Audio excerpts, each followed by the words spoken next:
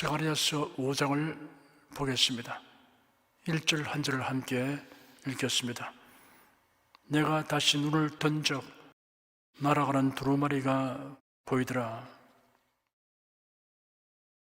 스가랴 5장은 스가랴 선지자가 본 8가지 환상 가운데 6번째와 7번째 환상에 관한 것입니다. 이 두 가지 환상 역시 복합적 성격을 지닌 예언입니다. 하나님의 택한 백성 이스라엘과 아울러 모든 악의 세력에 대한 하나님의 주권적 통치와 공의의 심판에 관한 예언입니다. 스가랴 선지자가 다시 눈을 던져 날아가는 두루마리가 보였다고 했습니다. 다시 눈을 들었다는 말은 고개를 들고 쳐다보았다는 뜻입니다. 하나님이 계시하신 말씀은 우리가 겸허한 마음과 앙망하는 자세로 들어야 합니다. 두루마리는 가죽 두루마리에 기록된 하나님의 율법책을 의미합니다. 시편에 기록되기를 주께서 나의 귀를 통하여 들리시기를 제사와 예물을 기뻐 아니하시며 번제와 속죄제를 요구치 아니하신다 하신지라. 그때 내가 말하기를 내가 왔나이다. 나를 가리켜 기록하는 것이 두루마리 책에 있나이다 하였습니다. 히브리서에도 그러므로 세상에 임하실 때 가라사대 하나님이 제사와 예물을 원치 아니하시고 오직 나를 위하여 한 몸을 예비하시도다. 전처로 번제함과 속죄제는 기뻐하지 아니하시나니 이에 내가 말하기를 하나님이여 보시옵소서. 두루마리 책에 나를 가리켜 기록한 것과 같이 하나님의 뜻을 행하러 왔나이다 하시니라 라고 기록되었습니다. 2절 3절 2절을 함께 읽겠습니다. 그가 내게 묻되 네가 무엇을 보느냐 하기로 내가 대답하되 날아가는 두루마리를 보라이다. 그 장이 20규빗이요 광이 10규빗이니이다. 그가 내게 이르되 이런 온 지면에 두루 행하는 저주라. 무릇 도적질하는 자는 그 이편 글대로 끊쳐지고 무릇 맹세하는 자는 그 저편 글대로 끊쳐지리라. 두루마리 책은 보통 2개의 막대기에 감겨 있습니다. 그래 책을 읽을 때 막대기를 풀고 감으면서 읽었습니다. 그런데 스가랴 선지자가 본 두루마리는 완전히 펼쳐진 채로 날아가고 있었습니다. 두루마리가 활짝 펼쳐졌다는 것은 모든 사람들에게 그 내용이 알려져야 한다는 뜻입니다. 두루마리가 날아가고 있으면 몇 가지 의미를 나타내고 있습니다. 하나님의 예언의 말씀은 정체되지 아니하고 언제나 살았고 운동력이 있음을 의미합니다. 또한 하나님의 예언의 말씀은 어떤 지역과 민족에게 한정되지 않고 널리 반포되며 온 세상 만민에게 적용된다는 의미가 있습니다. 그 장이 20규빗이요 광이 10규빗이니라 하였습니다. 두루마리의 길이가 20규빗, 폭이 10규빗이었습니다. 1규빗은 45.6cm에 해당하는 치수입니다. 따라서 길이가 9m 12cm, 폭이 4m 56cm의 두루마리니 상당히 큰 것입니다. 이렇게 두루마리가 컸던 만큼 그게 기록된 글자 또한 컸을 것이니 이 두루마리를 보는 자는 거기에 적힌 내용을 분명히 알 수 있을 것입니다. 이 두루마리에는 저주의 내용이 기록되어 있습니다. 그가 내게 이르되 이런 온 지면에 두루 행하는 저주라 하였습니다. 신명기 27장에는 저주의 내용들이 있습니다. 28장에는 복과 저주가 모두 기록되어 있습니다. 네가 네 하나님 여호와의 말씀을 삼가 듣고 내가 오늘날 네게 명하는 그 모든 명령을 지켜 행하면 네 하나님 여호와께서 너를 세계 모든 민족 위에 뛰어나게 하실 것이라. 네가 네 하나님 여호와의 말씀을 순종하면 이 모든 복이 내게 임하며 내게 미치리니 네가 만일 네 하나님 여호와의 말씀을 순종하지 아니하여 내가 오늘날 네게 명하는 그 모든 명령과 규례를 지켜 행하지 아니하면 이 모든 저주가 내게 임하고 네게 미칠 것이니 하였습니다. 저주와 복은 하나님의 말씀에 대한 반응과 태도에 달려 있습니다. 믿음과 순종으로 행하면 복을 받고 불신과 불신적으로 행하면 저주를 받습니다. 이런 일에 관하여 성경에는 두 종류의 사례와 본보기가 기록되었습니다. 혐오하고 경계해야 할 저주에 속하는 사례와 흠모하고 따라야 할 복에 속하는 본보기입니다. 먼저 혐오하고 경계해야 할 사례를 몇 가지 열거해 보겠습니다. 저주에 속하는 것입니다. 선악과를 따먹은 아담과 하와가 있습니다. 하나님의 말씀에 대한 의심을 심어주는 사탄의 계략에 빠져 선악과를 따먹었습니다. 그로 인하여 땅이 저주를 받아 가시와 눈길을 내었습니다. 그렇다면 하나님과 하나님이 세운 지도자를 향하여 불평하고 원망하는 이스라엘 자손들이 있습니다. 이로 인하여 애굽에서 나왔던 사람들 가운데 몇 사람을 제외하고 모두 광야에서 버림받았습니다. 하나님의 약속과 명령에 배치되는 부정적 판단과 보고로서 이스라엘 자손들을 좌절과 절망의 공황 상태로 몰아넣은 열정당군이 있습니다. 이 일로 인하여 하나님의 징벌을 받아 죽었습니다. 조직적으로 모세와 아론을 대적하고 대중의 저항을 야기한 고랄 땅이 있습니다. 이들이 하나님의 징벌을 받아 죽었습니다. 다음은 흠모하고 따라야 할 본보기들을 열거해 보겠습니다. 복에 속한 것입니다. 히브리서 11장에 기록된 유인들이 있습니다. 믿음과 순종으로 살았던 사람들입니다. 그 명단을 보면 이러합니다. 아벨부터 시작하여 에녹, 노아, 아브라함, 이삭, 야곱, 요셉, 모세, 여호수아, 기생 라합으로 이어져서 32절에는 내가 무슨 말을 더하리요 기드온, 바락, 삼손, 입다와 다윗과 사무엘과 및 선지자의 일을 말하려면 내게 시간이 부족하리로다 하였습니다. 다시 본문 3절로 돌아가 봅시다. 그가 내게 이르되 이런 온찜에 두루 행하는 저주라 했는데 막이란 저주가 아니라 하나님께서 이미 규정하신 율법에 명시되어 있는 것이기 때문에 저주라는 말에 정관사가 붙어 있어서 정확히 번역하면 그 저주입니다. 그 저주는 도적질을 하는 자와 맹세하는 자에게 임합니다. 이 두 가지는 두루마리 책에 기록된 각종 죄악들을 대표하는 것입니다. 도적질은 십계명의 제5계명에서 십계명에 나타난 인간에 대한 죄악을 대표합니다. 도적질은 탐심에서 비롯되고 탐심은 인간에 대해 범하는 모든 죄악의 뿌리입니다. 맹세는 하나님께 대한 거짓 맹세를 말합니다. 근본적으로 하나님을 경홀히 여기는 하나님께 대한 죄악을 대표하는 것으로 십계명의 제1계명에서 제4계명에 해당됩니다. 도적질을 하는 자는 그 이편 글대로 끊쳐지고 무릇 맹세하는 자는 그 저편 글대로 끊쳐지리라 하였습니다. 십계명이 기록된 돌판의 양면에 각각 글자가 새겨져 있었듯이 스가랴 선지자가 본 두루마리 역시 양면에 각각 글자가 기록되어 있었습니다. 이 같은 사실은 누구든지 범죄한 자에 대하여선 두루마리의 양면에 빽빽이 기록된 저주가 퍼부어질 것임을 의미합니다. 끊쳐지리라에 해당하는 히브리어는 깨끗이 쓸어버리다 라는 뜻을 포함하고 있습니다. 이런 하나님의 저주 아래 있는 자에게 철저한 심판이 임할 것을 강조하는 것입니다. 4절 한 절을 함께 읽겠습니다. 만군의 여호와께서 가라사대 내가 이것을 발하였나니 도적의 집에도 들어가며 내 이름을 가리켜 망령되이 맹세하는 자의 집에도 들어가서 그 집에 머무르며 그 집을 그 나무와 그 돌을 아울러 살리라 하셨느니라.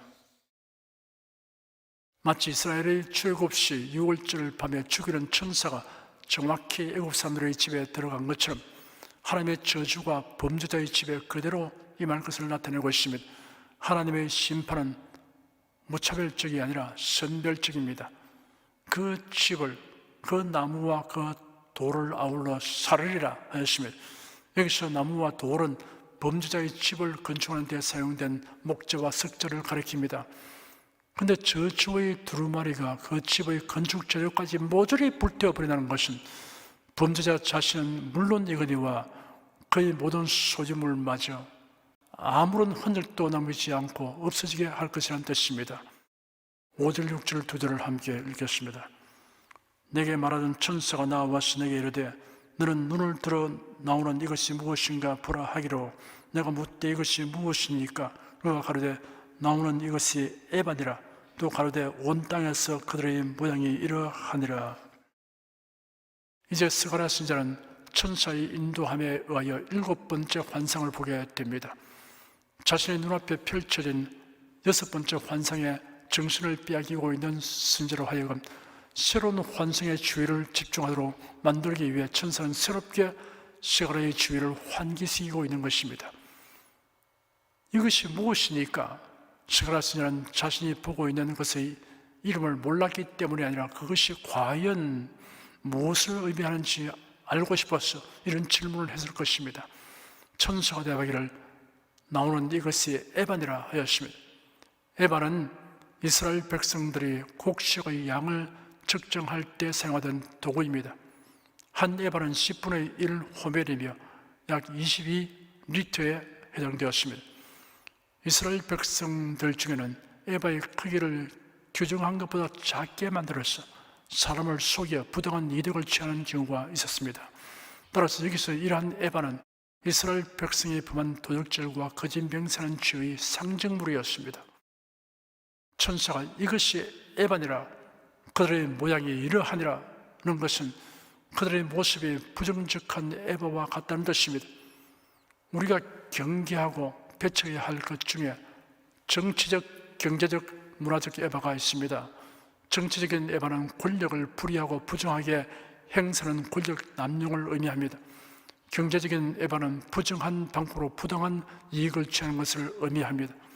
문화적인 에바는 도덕과 윤리의 타락을 조장하는 행위를 의미합니다. 7절, 8절 두 절을 함께 읽겠습니다. 이 에바 가운데에는 한 여인이 앉았느니라. 하는 동시에 둥근 납 한 조각이 들리더라. 그가 가로되 이는 악이라 하고 그 여인을 에바 속으로 던져놓고 납 조각을 에바 우리 위에 던져 덮더라. 둥근 납 한 조각이란 에바 위에 덮여있는 둥근 납 뚜껑을 가리킵니다. 에바 위의 둥근 뚜껑이 열리면서 그 속에 앉아있는 한 여인이 스가랴 선지자의 눈에 보였습니다. 에바 속에 앉아있는 여인은 악을 의인화한 것입니다. 천사가 그 여인을 다시 에바 속으로 던져 넣었다는 것은 뚜껑이 열리자 밖으로 나오려고 시도한 사실과 하나님의 심판에서 벗어나려 해서나 실패할 수밖에 없음을 암시합니다. 여인이 에바 바깥으로 나오려는 시도를 하자 천사는 즉시 그들을 에바 속으로 도로 던져 넣었을 뿐만 아니라 잠시 열렸던 둥근 납뚜껑을 서두르서 닫았습니다. 9절에서 11절까지 함께 읽겠습니다. 내가 또 눈을 들어 본 적 두 여인이 나왔는데 하그의 날개 같은 날개가 있고 그 날개에 바람이 있더라. 그들이 그 에바를 천지 사이에 들었기로 내가 내게 말한 천사에 묻되 그들이 에바를 어디로 옮겨가나이까 하며 내게 이르되 그들이 시날 땅으로 가서 그를 위하여 집을 지으려 함이니라. 준공되면 그가 제 처소에 머물게 되리라 하더라. 스가랴 선지자는 환상의 장면이 계속되는 중에 장면이 바뀌면서 두 여인의 환상을 보게 되었습니다. 스가랴 선지자가 보고 있는 환상 가운데 두 여인이 나타났습니다. 두 여인의 역할이 죄악을 상징하는 에바와 그 속의 여인을 예루살렘으로부터 멀리 다른 곳으로 옮겨버리는 것입니다. 이로 볼 때 두 여인은 하나님의 명령을 수행하는 영적인 존재, 즉 하나님의 뜻에 따라 움직이는 천사들로 보입니다. 하그의 날개가 언급된 것은 하그의 힘찬 날개짓 때문입니다. 두 여인은 죄악을 상징하는 에바와 그 속의 여인을 멀리 그리고 완전히 다른 것으로 옮기는 역할을 수행하는 자들이므로 하그의 날개처럼 생긴 날개를 갖고 있는 것으로 묘사된 것입니다. 그 날개에 바람이 있더라. 마치 학이 바람을 타고 재빠르게 날아가듯이 두 여인 역시 신성하게 에바와 그 속의 여인을 다른 곳으로 옮길 것이라는 의미입니다. 스가랴 선지자가 천사에게 질문하기를 그들이 에바를 어디로 옮겨가나이까 하니 세 가지 내용이 담긴 대답을 하였습니다. 그들이 시날 땅으로 가서 하였습니다. 시날 땅은 노아 홍수 사건 후에 사람들이 이동하다가 머물러 바벨탑을 쌓은 곳입니다. 그러므로 여기서 시날 땅이란 단순히 지리학적 장소를 나타내는 이상의 의미를 가집니다. 인본주의에 대한 하나님의 심판이 임하는 것을 의미합니다. 그를 위하여 집을 지으려 함이라 하였습니다. 이 집은 죄악의 세력들이 감금당하고 형벌받는 장소입니다. 준공되면 그가 제 처소에 머물게 되리라 하였습니다. 사람은 누구든지 그가 영원히 머물게 되는 제 처소가 있습니다. 마태복음 25장에 기록되기를 그때 임금이 그 오른편에 있는 자들에게 이르시되 내 아버지께 복받을 자들이여 나와 장수로부터 너희를 위하여 예비된 나라를 상속하라. 또 왼편에 있는 자들에게 이르시되 저주를 바라는 자들아 나를 떠나 마귀와 그 사자들을 위하여 예비된 영영한 불에 들어가라. 저희는 영불에 의인들은 영생에 들어가리라 하시니라 하였습니다. 요한계시록 21장에 매우 자세하게 묘사되어 있습니다. 또 내가 새하늘과 새 땅을 보니 처음 하늘과 처음 땅이 없어졌고 바라도 다시 있지 않더라. 또 내가 보며 거룩한 성 새 예루살렘이 하나님께로부터 하늘에서 내려오니 그 예비한 것이 신부가 남편을 위하여 단장한 것 같더라. 내가 들으니 보좌에서 큰 음성이 나서 가로되 보라 하나님의 장막에 사람들과 함께 있으며 하나님이 저희와 함께 거하시리니 저희는 하나님의 백성이 되고 하나님은 친히 저희와 함께 계셔서 모든 눈물을 그 눈에서 씻기시며 다시 사망이 없고 애통하는 것이나 곡하는 것이나 아픈 것이 다시 있지 아니하리니 처음 것들이 다 지나갔음이로라. 보좌에 앉으신 이가 가라사대 때 보라 내가 만물을 새롭게 하노라 하시고 또 가라사대 때 이 말은 신실하고 참되니 기록하라 하시고 또 내게 말씀하시되 이루어도다 나는 알파와 오메가여 처음과 나중이라. 내가 생명수 샘물로 목마른 자에게 값없이 주리니 이기는 자는 이것들을 유업으로 얻으리라. 나는 저희 하나님이 되고 그런 내 아들이 되리라. 그러나 두려워하는 자들과 믿지 않은 자들과 흉악한 자들과 살인자들과 행음자들과 술객들과 우상 숭배자들과 모든 거짓말 하는 자들은 불과 영으로 타는 못에 참여하리니 이것이 둘째 사망이라. 영적 존재인 천사와 사람이 마침내 가는 곳은 둘 중의 한 곳입니다. 천국 아니면 지옥입니다. 아버지의 집 낙은 새 예루살렘을 포괄적으로 지칭하는 말이 천국입니다. 마귀와 그 사이들을 위하여 예비한 곳, 불과 영으로 타는 못을 포괄적으로 지칭하는 말이 지옥입니다. 천국을 아버지의 집이라고 말할 수 있는 사람이 그리스도인입니다. 기도하겠습니다. 인생들에게 선택의 기회를 주신 하나님을 찬양합니다. 선지자들과 사도들을 통하여 하나님의 명령과 약속을 주시고 이를 믿고 순종한 자에게는 복이 되고 불신하고 불순종하는 자에게는 저주가 되게 하심으로 우리에게 선택의 기회를 주셔서 감사드립니다.